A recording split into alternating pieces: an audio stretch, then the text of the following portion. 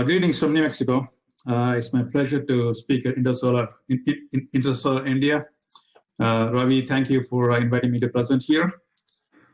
Before I jump into my presentation, I want to take a minute to give an overview of Sandia National Labs and what is our role in energy. We are a U.S. Department of Energy national laboratory with principal sites in Albuquerque, New Mexico, and Livermore, California. We are one of the 17 DOE national labs in the U.S. Sandia's role in renewable energy and grid modernization dates back to the early 70s during the first oil crisis. And we played in the early days, we played a key role in testing and reliability of PV systems and the development of interconnection standards. Grid storage program at Sandia, which I manage, dates back to 1989. That's when the DOE started the utility battery program, and we were involved in the first megawatt hour demonstration project in 1989. Ever since, we have been leading grid storage for the DOE programs, and we have a broad program in this area. Our work is primarily focused on developing low-cost battery technologies, the integration of energy storage on the grid through demonstration projects and laboratory R&D.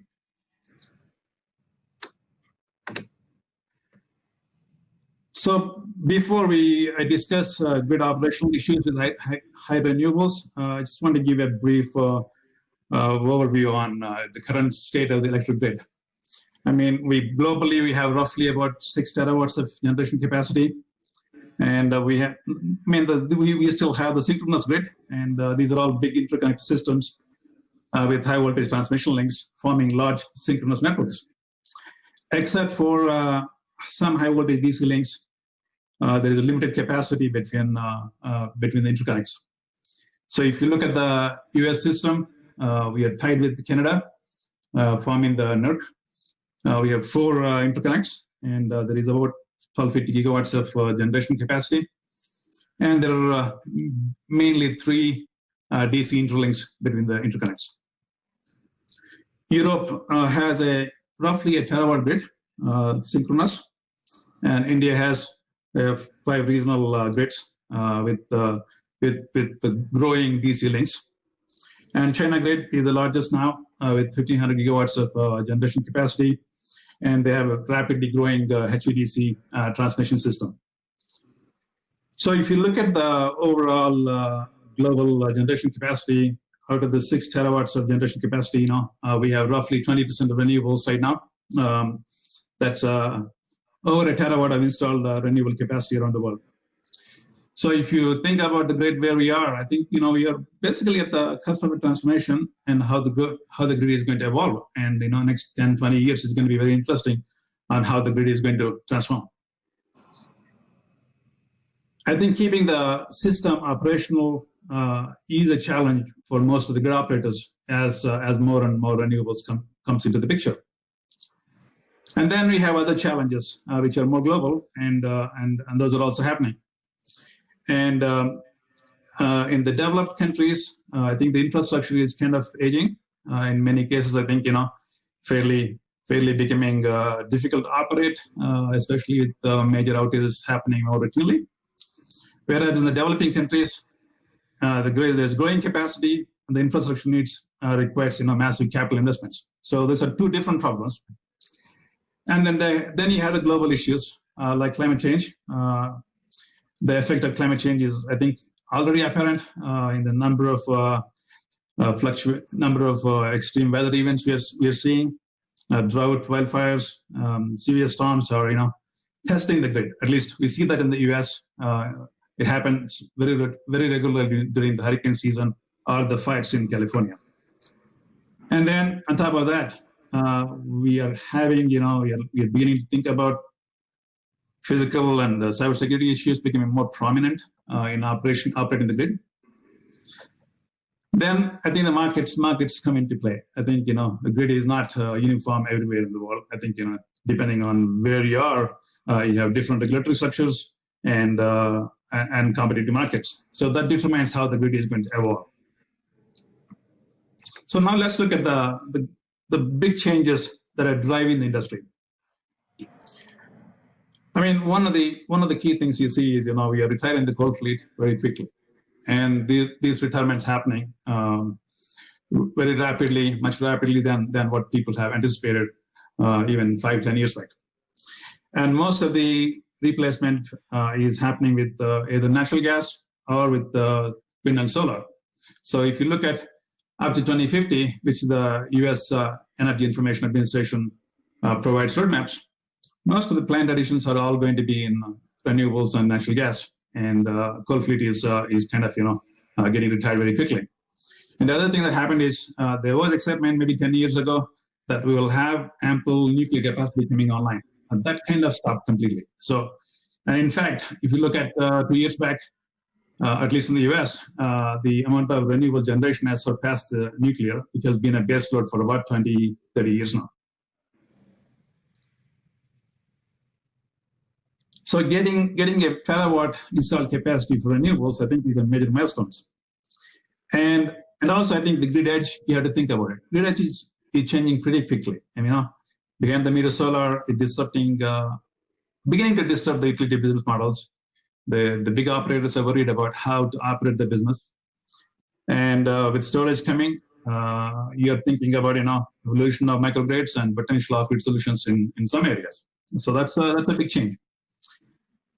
And the distribution system is also beginning to get very stressed out because, can the distribution system can handle this much behind the meter solar and storage? So those are the issues. And we have to begin to think about bidirectional power flows and how we manage the distribution system.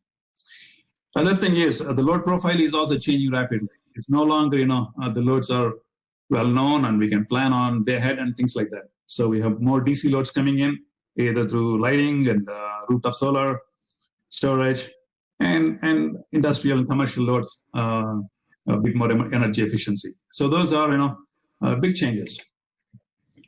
Then there is a drive for electrification of transportation. And that is, I think, it's just beginning to take off. I mean, we are still pretty early. Roughly 2% of the transportation fleet is electric. So you have 98% to go. But the changes, I think, are apparent now. I think all the auto companies are committing to electrify their fleets. And projections are we may have 130 to 230 million vehicles globally on the roads. So the question is the grid and the infrastructure ready for that level of electrification? And in some cases, the demand may double in some markets. So is the distribution system has the ability to handle that levels of electrification is one. Then as you look further out, we are beginning to see aviation thinking about electrification of commercial aircraft. And there is roughly about 200 some startups looking at electrified aircraft that requires, substantial improvements in batteries and other things. But that is also taking off. So if you have 20-30% of electrification of the transportation fleet, that represents maybe tens of terawatt hours of energy storage on the vehicles. And also means that you have to provide the distribution infrastructure to be able to handle that levels of charging infrastructure. And the assumption that charging can happen from the grid is probably true. I think, you may not be able to charge directly from solar. So it has to come from regular distribution circuits. So is the distribution system ready for that levels of electrification? Then you have countries and provinces in many places looking at fossil-free generation and going for a grid with no fossil fuels. That is pretty ambitious. I mean, it's happening in many places. And that requires, being able to operate the grid with highly variable generation mix. Unless you have large hydro or sizable amount of nuclear as a base load, operate in the grid with maybe 60-70% of renewables is going to be rather challenging.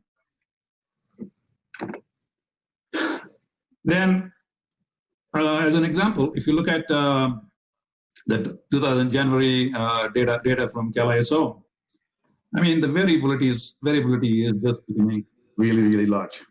I mean, the renewable generation is not coincident with the peak load. So how do you actually operate the grid. I mean, in the case of California, the evening peaks are, you have to ramp up almost like 12 to 13 gigawatts within 3 hours. And where is that capacity coming from? I mean, right now, most of it is coming from natural gas peakers.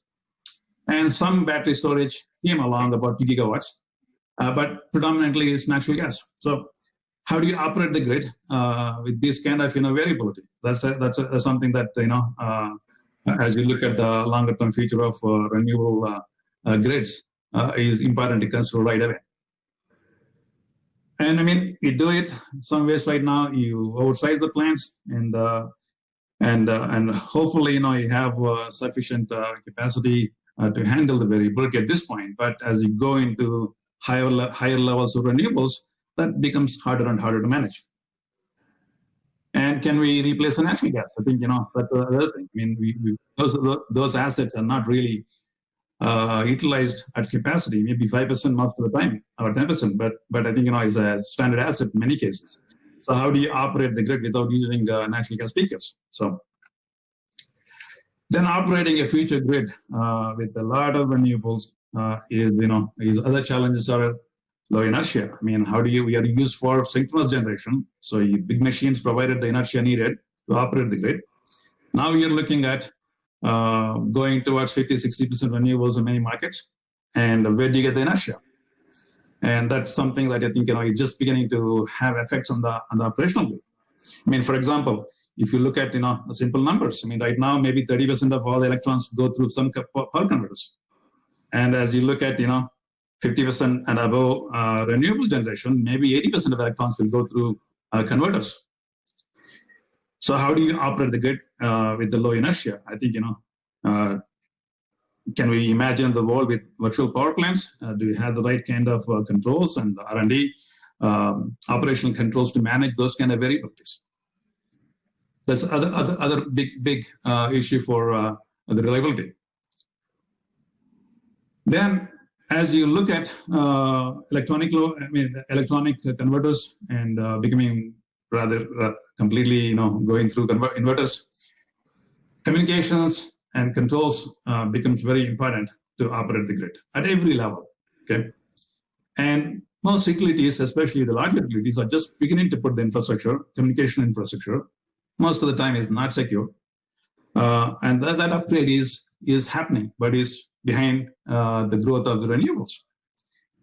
So as we move towards a more distributed, decentralized grid model, I mean, the role of communications and cybersecurity will become more intense. And we haven't talked through this problem as much. I mean, this is still kind of semi-academic research at this point in many ways. Operationally, we are not ready. Okay, and those are the areas that are going to matter for the longer term.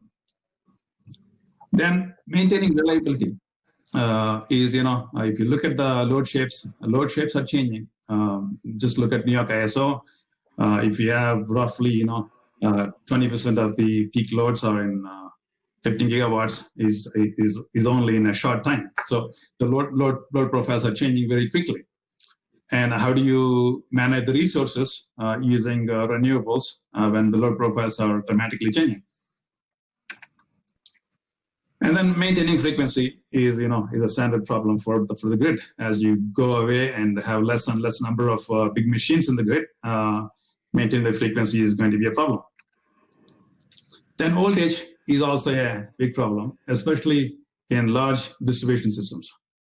I mean, we see that in the US in the rural co-ops, the distribution circuits, the maintaining voltage is rather difficult. Storage can provide the solution, but we are not there yet. So maintaining voltage for a future grid is a big challenge. And operating it is other thing. How do you design the grid? Is it going to be a hybrid system? Are we going to have at some point going to millions of microgrids, thinly tethered, or what the model is going to be? I think is evolving, and the model is going to change pretty dramatically in the next 10, 15 years. So these are all the things that are coming very quickly, and we are not ready for it. So storage is one big part of this thing. I mean, local storage is key for operating a future grid. We can manage the grid with lower amounts of renewables without having sufficient storage as a flexible capacity. But as you go and more renewables comes in, we need to start thinking about how do you bring in a lot of energy storage. I think, this is one of the essential things. I mean, if you just look at the numbers, in the US, we are looking at about 825 to 850 gigawatts of renewables coming online in the next 20 years. And so far, people haven't been thinking about how do you firm up this capacity. And if you think about, we got a 6 terawatt grid, and imagine how much storage do you need to have to make that level of conversion to renewables reality. I mean, the numbers are staggering. So where are we today with energy storage? How much storage do we have? I mean, if you look at, we need lots of storage, but the amount of storage you have is pretty small. I mean, most of the storage we currently have is all the pumped hydro plants that countries built to bring up their nuclear fleets. I mean, in the US, we have about some 32 gigawatts of pumped hydro. I mean, that's roughly equal to 15 minutes of ride through. I mean, it's a very small amount of storage. And the battery storage coming online, but it's still not significant. I mean, we have roughly about 2+ gigawatts of battery storage that came online in the last 2 to 3 years. But considering the problem we have, the scale of the problem, and the amount of renewables coming on, the amount of storage we need is just fairly large, and we are not there yet. And within storage, we have a range of technologies.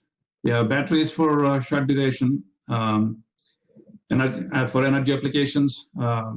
We are pumped hydro case for hours and longer, and for 4-hour type energy applications, people are deploying lithium batteries, and 8-hour storage is becoming real with batteries. But anything beyond that, we don't really have any solutions yet. So batteries, cover a good amount of space, both in energy and power. But as you look at large energy markets, in the bulk grid, we still have gaps. And storage is not just about the energy component. I think we have to integrate lots of things. I mean, we have to bring in storage systems. That is a lot of integration from the battery components all the way to building up the power conversion EMS power plants. I mean, you have to engineer a power plant, and converting the cost of cost reductions in batteries into systems level, is still an art. We don't have standardization on how plants are built on a large scale. So converting the cost of cells into batteries and into storage systems, you increase maybe 3x by the time you start building a plant. So there's a lot of work that needs to be done on where we need to go. So what are the different technologies we have, at least focusing on the battery technologies? I mean, you have the consumer electronic-driven technology, which is primarily lithium-ion batteries. There is a 20-year capacity coming online from the electric vehicle growth. And that some of the capacity is coming into the grid world. But the primary driver is automotive. And automotive, the cycle life requirements are very different than grid. I mean, people are happy with 1,000 deep discharge cycles for cars. And that's probably not the best thing for grid. I mean, grid probably need close to 5,000 to 10,000 cycles so that you can think of storage plant as a long-term asset.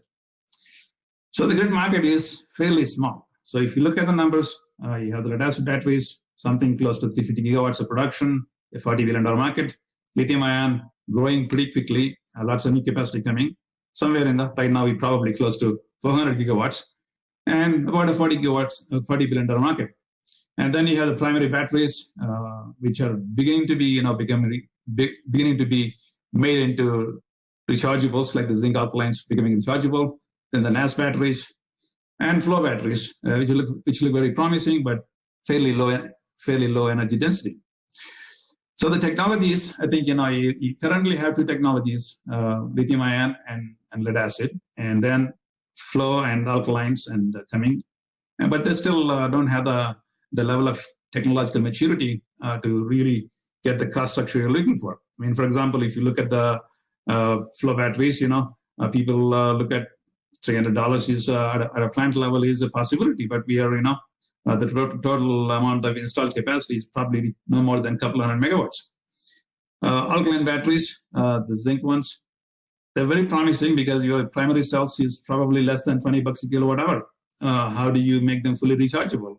There have been breakthroughs in the last 10 plus years, and translating the breakthroughs into products, it takes time. And we are not at the scale that they can be competitive, but it looks very promising that we can translate some of the alkaline systems into low-cost rechargeable solutions. And then there are further things happening, primarily driven by the electric vehicle markets in the lithium space, and some of those things are going to pan out into the grid market, especially for the power markets. And then battery systems are, design and plant design and all these things become really significantly important. How do you design a battery plant? I think you have to think about all kinds of things, some cell architectures to chemistry, cycle life, scalability. Can you build these things into modular configurations to go into tens of megawatts, maybe one day a gigawatt plant? And then do you have the right kind of operational life? I mean, can I warranty my system for 10, 20 years without replacing the batteries? And then you have the balance between power and energy applications. I mean, they need different kind of electrode structures to give you the operational flexibility you're looking for. And then safety is one of the most important things. I mean, you probably have seen battery fires in Korea and the US, and flammability and some of these things are becoming real issues for especially for lithium batteries, and probably true for other batteries too. So safety of systems is very important, especially if you're going to build a large plant. And then efficiency issues, operating issues, and plant life. So I think, we don't have the level of standardization that one needs to have to scale up. But this is pretty early in energy storage. And then you have long duration storage. I mean, if you're going to have a renewable grid with high levels of renewable generation, then you need to have long duration storage, maybe days ahead, maybe seasonal at some point. And we don't really have technologies at this point. I mean, most of what we have in long duration is probably pumped hydro. And pumped hydro is probably 2 days is as far as you can see. Anything beyond 2 days, we really don't have a technology. And most of the things, thermal storage or hydrogen, liquid fuels, they're all in the mix. But they all have to come down at a cost structure, let's say 5 cents, maybe 6 cents on a kilowatt hour energy delivered. That is the level of cost we need to come down for long duration storage. And we are pretty far from there. And then there are other issues, how do you make storage mainstream? I mean, what are the real gaps? I mean, the real gaps is in technology still. I mean, we still need to bring the cost structure much lower than where we are. Batteries are expensive for most applications. And long duration storage is a major gap. We have to accept that and see what needs to happen and what are the different technologies. And these things may take another 5, 10 years. And on top of that, you want to be able to engineer plants on a large scale, from microgrids to large transmission applications. I mean, things like 100 megawatt plants should become pretty routine, similar to what is happening in solar. I mean, 10, 15 years ago, you can't imagine you can build a 500 megawatts PV plant, but it's common now. Same thing needs to happen in energy storage. Then we need to improve the safety and reliability of systems so that operators have confidence that these projects are profitable. They operate for 10, 20 years, just like, a typical grid asset like a transformer, you take it for granted, it'll run for 20, 30 years. So same thing has to happen for storage. And then the industry is pretty new. We have deployed 2 gigawatts in the US, globally maybe a couple of more gigawatts, but it's pretty minuscule in the scheme of things that you need. So we don't really have the scale and cycles of learning on storage in the grid. And then you need to be able to finance projects you need to have that all worked out really well. Bankability, warranties, guarantees, and management of the risk and all those things. The most important thing is, we need to standardize things. We haven't gotten that there. And there's a lot of, balance of plant issues we have just beginning to start thinking about. Then the grid operators doesn't know how to use storage as an asset. Right now, you don't have a good business models. You don't really have good operational tools. And in many places, you don't have the regulatory structure in place to be able to optimally value storage in the grid. So I think, we are, in a way, at an interesting point, interesting time in the electricity markets. I mean, it's pretty dynamic right now. Lots of things coming. The grid is evolving. So electrification is happening. And we're thinking about how do you handle climate change. That means, you need to have the flexibility. You need to have better coordination between generation, transmission, the distribution. And you need to have probably market design, especially in competitive markets like in the US. And on top of that, we need to be able to handle the operational challenges. Can we make the grid more resilient? How do you handle all the weather events, natural disasters, potential cyber and physical attacks? So how do you use storage and other assets to increase the resilience of the grid? Then on top of that, we have to make the grid smarter. I mean, people talk a lot about smart grid, but the grid is not smart. We are still living on synchronous machines, and automation sensors are all coming slowly. And I think, we got a ways to go there. That said, I think, it's an interesting time, and I think it's just the beginning. So that I want to take 1 minute to tell you about what we do at Sandia and what my group does. We are broadly in energy storage. We do a lot of R&D in battery materials. A large portfolio of projects on looking at advanced materials, low-cost batteries, new electrolytes for flow batteries, converting alkaline batteries into low-cost rechargeable batteries. We do a lot of work in cell and module level safety so that we understand the inherent aspects that contribute for safety issues in battery systems, both from cell level to module and to large plants. Then, as I said before, power converters, power electronics is a key part of the future of the grid. And again, you can get the cost structure down without reducing the cost of power electronics. I mean, right now, something in 30% of the overall cost of a plant is going to be in power electronics. How do you bring the cost of power electronics? Can you look at new topologies to be able to handle bidirectional power flows, protection, and all those things that come into the picture? Then I also have a sizable group looking at evaluating large megawatt class systems in the grid-tied environments. Those are primarily done through demonstration projects. Then we do a lot of analytics on modeling the grid. How does the future grid is going to look like? How do you optimize energy storage and the other assets to be able to operate the grid with a lot of renewables and storage in the mix? With that, I thank our sponsors at Department of Energy. Primarily, the Office of Electricity has been supporting us for 25 plus years.